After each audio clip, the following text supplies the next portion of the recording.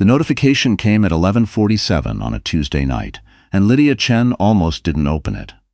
She had been lying in bed with her reading glasses still on, a half-finished cup of chamomile cooling on the nightstand, a brief from the hospital's legal team somewhere beneath her feet that she kept meaning to get to. The phone buzzed once, twice, then settled. She reached for it the way you reach for things when you're already mostly asleep, without thinking, without expecting anything worth waking up for. It was a tagged photo on Instagram, someone she didn't follow. The caption read, "Home away from home? Not. Some nights just feel right." She almost scrolled past it. Then she recognized the lamp. It was the lamp from their bedroom, the one she'd found at a salvage market in Kensington 3 summers ago. A mid-century brass arc with a frosted shade that took her 40 minutes to negotiate down to $60. She'd been so proud of that lamp. She'd sent a photo of it to her sister with the caption, "I won today." The woman in the photo was laughing at something off camera, her hair loose, her shoulder bare, half the frame filled with the duvet cover Lydia had ordered from a shop in Montreal. The bed behind her was unmistakably their bed. The lamp was unmistakably their lamp. The pillow on the left, the one Lydia always pushed to the floor because it was decorative and useless, and Nathaniel always put it back, was sitting upright against the headboard. Lydia sat up. She read the caption 3 more times. She looked at the profile.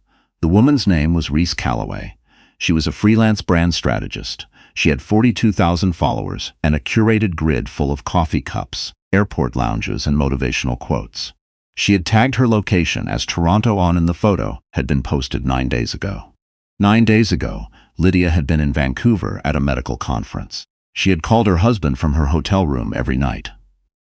He had said the house was quiet. He had said he missed her. She set her phone face down on the duvet. Then she picked it up again and screenshot everything. Nathaniel Kwong was a good husband on paper. That was the thing about him. On paper, he was exceptional. He remembered birthdays without being prompted. He cooked on weekends with the kind of theatrical commitment that made dinner feel like an event.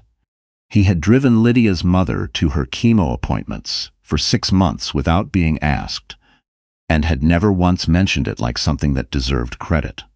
He was the kind of man that other women noticed at parties and then looked at Lydia with a specific expression she had learned to read as "you're lucky."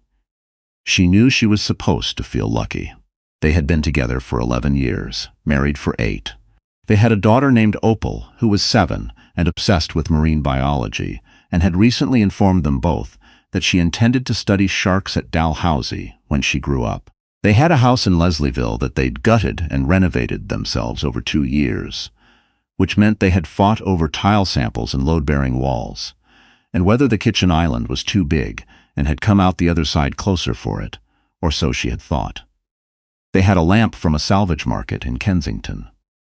Lydia didn't confront him that night. She didn't confront him the next morning either, when he made coffee and asked how she'd slept and kissed her on the cheek before leaving for work. She stood at the kitchen window and watched his car back out of the driveway and thought, not yet. She was a hospitalist.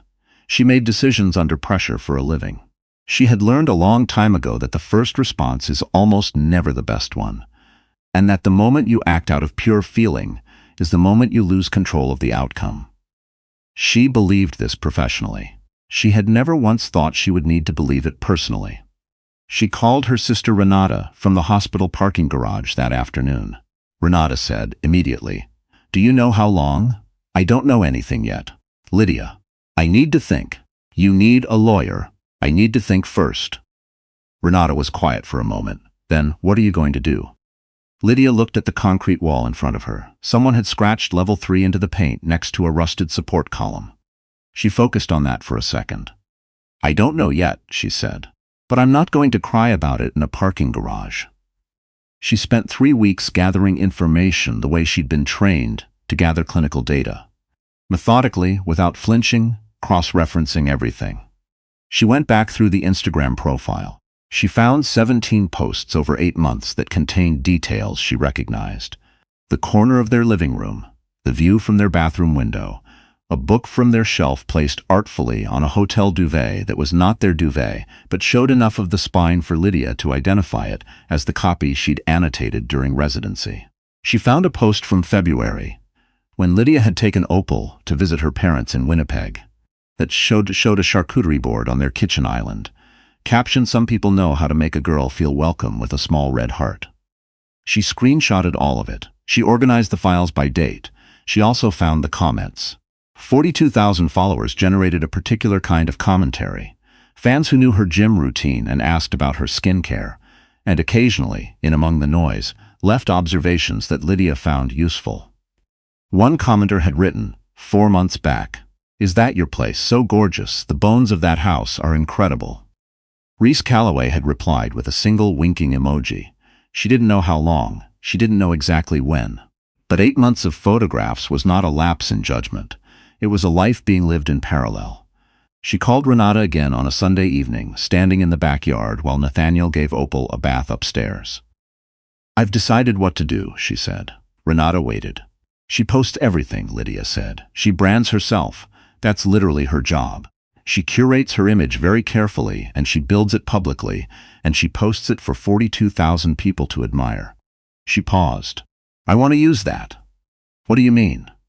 "She has a campaign launching next month." "I found the press release. They're doing a digital billboard on King Street near the Bisha. Big campaign, her face, her content, the whole thing." Another silence. Then Renata said very carefully, "Lydia, I haven't done anything yet, but you're going to—" "I'm going to be thoughtful about it," Lydia said. "That's the whole point." The campaign launched on a Friday morning in April. It was a clean, well-shot image. Reese Calloway, standing in what appeared to be a beautifully appointed living room, holding a coffee cup, light pouring across her face, looking effortlessly at home. The brand was called Hawthorne Collective, a lifestyle and home goods company trying to position itself as aspirational but approachable. The billboard went up at King and Portland at 7 in the morning. By 7:45, a second display had activated on the digital panel directly adjacent. It was smaller, simpler. White background, black text, 4 words in a font that was clean and precise and completely without drama. "That's my husband's bed." No hashtag, no brand, no name. Just the 4 words, and in smaller text beneath, "The lamp was mine too."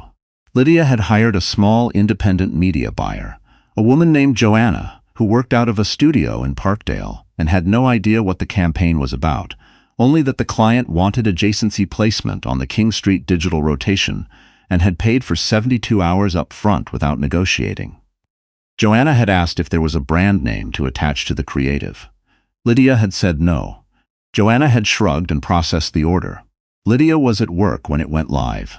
She was rounding on patients in the step-down unit when her phone started moving in her coat pocket in a way that told her something had happened. She finished her round. She charted. She drank a bad coffee from the machine near the nursing station, and she did not look at her phone for 47 minutes. When she finally did, there were 38 text messages, 11 missed calls, and a notification that a screenshot of the adjacent billboards had been posted to a Reddit thread titled "Unhinged Toronto Marketing or Masterclass." With 642 upvotes, she put her phone back in her pocket and went to see her next patient. The internet had opinions. Within 12 hours, the side-by-side image had migrated from Reddit to Twitter to several local Toronto Instagram accounts, and by Saturday morning it had been picked up by a lifestyle newsletter called The Six, which sent it to its 80,000 subscribers under the subject line, "The most Canadian form of revenge we've ever seen." The piece described the placement as precise, proportional, and somehow funny, and noted that whoever had placed it had done so without naming anyone, without using profanity, and without making a single accusation that could be legally challenged. The comment sections were considerable. She didn't even curse. She just stated facts. "I want to be her. The lamp detail is sending me." She didn't need to add the lamp. She added the lamp anyway. 42,000 followers, and she thought nobody who knew his wife followed her? Rookie mistake. "This is the most Toronto thing I've ever seen. Very polite, very deliberate, very devastating." Reese Calloway's account went private on Saturday afternoon. The campaign post for Hawthorne Collective disappeared from her grid by evening. By Sunday morning, a representative for the brand had issued a brief statement saying they were reviewing their partnership with all current collaborators and thanking customers for their patience. Nathaniel found out on Saturday. He came home from a run and stood in the kitchen doorway with his phone in his hand, and a look on his face that Lydia had never seen before. Not guilt exactly, not yet, but something more like the expression of a person who has just realized that a situation they believed was fully under their control had never been under their control at all. She was making Opal's lunch at the counter. "We need to talk," he said. "Opal's going to a birthday party at 2, Lydia said. "I promised I'd drop her off." She put the sandwich in the container and snapped the lid. "Tonight." He opened his mouth. "Tonight," she said again, and her voice was so even, so steady that he closed it. She took Opal to the party. She sat in the parking lot of a recreation center in the beach for 20 minutes and listened to a podcast about ocean thermal gradients, because Opal had told her about it last week, and she had promised to listen. She thought about her daughter in there with her friends, with the uncomplicated loudness of 7-year-olds not knowing. She thought about that for a while, then she drove home. The conversation with Nathaniel lasted 3 hours, he cried. She didn't. He said it had started in August, which meant 11 months, not 8, and she noted the discrepancy without commenting on it. It wasn't what she thought. She asked him what she thought. He couldn't answer. He said Reese didn't mean anything, and she watched something cross his face when he said it that told her he wasn't entirely sure that was true. He said he was sorry. He said it multiple times, in multiple configurations, the way people do when they're hoping one of the arrangements will unlock something. She listened to all of it. When he finished, she said, "I need you to understand something." He looked at her. "I didn't do what I did because I was angry," she said. "I did it because she put things in my house and then put those things on the internet for 42,000 people to look at. She made my home into content. I just added context." He was quiet. "And I need you to understand," she continued, "that I thought about this for 3 weeks. I thought about Opal. I thought about what I wanted the next 10 years to look like. I thought about what I was willing to carry and what I wasn't." She looked at him steadily. "I'm not making any decisions tonight, but I need you to know that whatever comes next is going to be on my terms. Not yours. Mine." He nodded because there was nothing else to do. What came next took several months to resolve, in the way that things take several months when children are involved and people are trying to be careful, and there are lawyers who use words like equitable and collaborative process and mean them, mostly. Lydia moved into the spare room. Nathaniel stayed in the house, initially, because the family lawyer, a quiet, methodical woman named Patricia, who had the energy of someone who had heard every version of this story and had stopped being surprised by any of them, recommended stability for Opal during the initial period. Opal knew something was different. Children always do. She asked. Once, why Mama was sleeping in the other room, and Lydia said, with complete honesty, that sometimes grown-ups needed space to think, and that it had nothing to do with Opal, and that both her parents loved her exactly as much as they always had. Opal had considered this for a moment and then asked if she could still get a dog. Lydia had said that was a separate conversation. She was at work the Monday after the Billboard, when a journalist from a Toronto culture site emailed her work address. She still wasn't sure how he found it, though she suspected Reddit had a hand in it, and asked if she was the person behind the King Street campaign, and whether she'd be willing to comment. She forwarded the email to Patricia and replied to the journalist that she had no comment to offer and thanked him for his interest. He published the piece anyway. It didn't name her. It described the campaign as a case study in composure and quoted several marketing professionals who had opinions about the ethics of guerrilla counter-advertising. It went moderately viral. A woman in Vancouver tweeted that it was very quietly iconic, very Canadian, and that tweet got 30,000 likes. Lydia saw it on a Thursday evening, sitting in the hospital cafeteria with a tray she hadn't touched. She laughed, a real one, unexpected, the kind that surprises you. She put her phone face down and ate her dinner. Reese Calloway lost the Hawthorne Collective contract. She gained 4,000 followers in the days after the Billboard. Curiosity traffic the algorithm's indifferent arithmetic, and lost 8,000 over the following 2 weeks. When the story made the rounds, and people who had followed her for home content started connecting the details. She posted nothing for 17 days. When she came back, it was a carefully worded statement about personal growth and privacy that Lydia read once and did not read again. She did not feel triumphant about Reese Calloway, exactly. She felt something more specific than that, a sense of proportion restored. What had been done publicly had been addressed publicly. What had been displayed had been given context. The lamp, the duvet, the pillow that belonged on the floor, all of it had been reclaimed, even if just in the strange economy of internet attention, even if just for 72 hours on a rotating digital display on King Street. It was enough. She hadn't needed it to be more than that. The divorce was finalized in October, quietly and without incident. Patricia handled it efficiently. Nathaniel was, as he had always been, cooperative on paper, and in this, at least, paper was sufficient. They agreed on shared custody. Opal would spend the school week with Lydia and alternate weekends with her father, with flexibility built in for things like holidays and Opal's inevitable future marine biology field trips. The house went on the market in November. It sold in 4 days for considerably more than they'd paid for it. Lydia took the lamp. She put it in the living room of the condo she'd rented in Rosedale.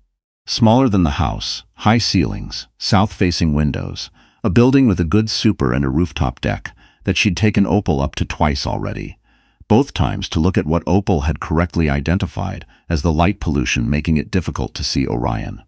She'd bought a new duvet. She'd bought new pillows, the kind that were not decorative and did not need to be moved. The bedroom was hers alone. And it was quiet in the way rooms are quiet when they belong to exactly the right person. She had dinner with Renata in November, a Wednesday, a restaurant on Ossington that Renata had been trying to get a reservation at for months. They split a bottle of wine and talked about their parents and about Opal, and about Renata's work, and about a trip Lydia was thinking about taking in the spring. Somewhere with coastline, somewhere she'd wanted to go for years, but had kept deferring. "How are you actually?" Renata asked at some point late in the evening, the way she only did when she meant it. Lydia considered the question. Outside it was November in Toronto, that specific November gray that isn't quite cold enough to be beautiful yet and isn't warm enough to be comfortable either, just a kind of suspended moment between seasons. She could see people moving past the window on the sidewalk, heads down, hands in pockets, getting from one place to another the way people do. "I'm okay," she said. "Actually okay, not performing okay." Renata looked at her. "I was angry for a while," Lydia said. "And then I was sad. And then I was just tired of spending energy on something that was already over." She turned her wine glass. "He had 11 months of someone else's life in the middle of mine, and I had 37 days to decide what to do about it, and I decided. And then I got to move on." "The 37 days," Renata said. "The 37 days," Lydia agreed. "Joanna," Renata said. "The media buyer." Joanna was extremely professional and asked no questions. "Do you regret it?" Lydia thought about it genuinely, the way she'd trained herself to think about things, not reaching for the answer she was supposed to give, not the one that made her look composed or practical or evolved, just the actual answer. "No," she said. She didn't. She'd thought about it for 37 days. She'd thought about Opal. She'd thought about proportionality and dignity and what she was actually trying to accomplish. She hadn't acted out of rage. She had acted out of something quieter and more durable than rage, a clear-eyed assessment of what had happened in her home and what she was owed in return. Not cruelty, not spectacle, just context applied precisely in a medium the other person had chosen. The lamp was hers, the story was hers. She had just made sure everyone knew it. In the spring, she booked the trip. Nova Scotia. 5 days, Opal in tow, a rental car and no particular itinerary beyond getting to the coast and staying there long enough to actually see it. Opal spent the drive from Halifax arguing about which species of shark were most likely to be encountered in the North Atlantic at this time of year. Lydia listened and asked questions and did not think, for long stretches of hours at a time, about anything except the road and the gray-green water appearing between tree lines, and the particular way her daughter's voice sounded when she was explaining something she loved. They found a beach outside of Lunenburg, rocky and cold and completely empty. Opal took her shoes off anyway. Lydia stood at the waterline with her hands in her jacket pockets and looked out at the water and felt, without trying to name it too carefully, like someone standing at the correct starting point. And it smelled like salt and cold and something else she couldn't quite identify, something old, something patient, something that had been here long before any of this and would be as long after. She took a breath. She let it go.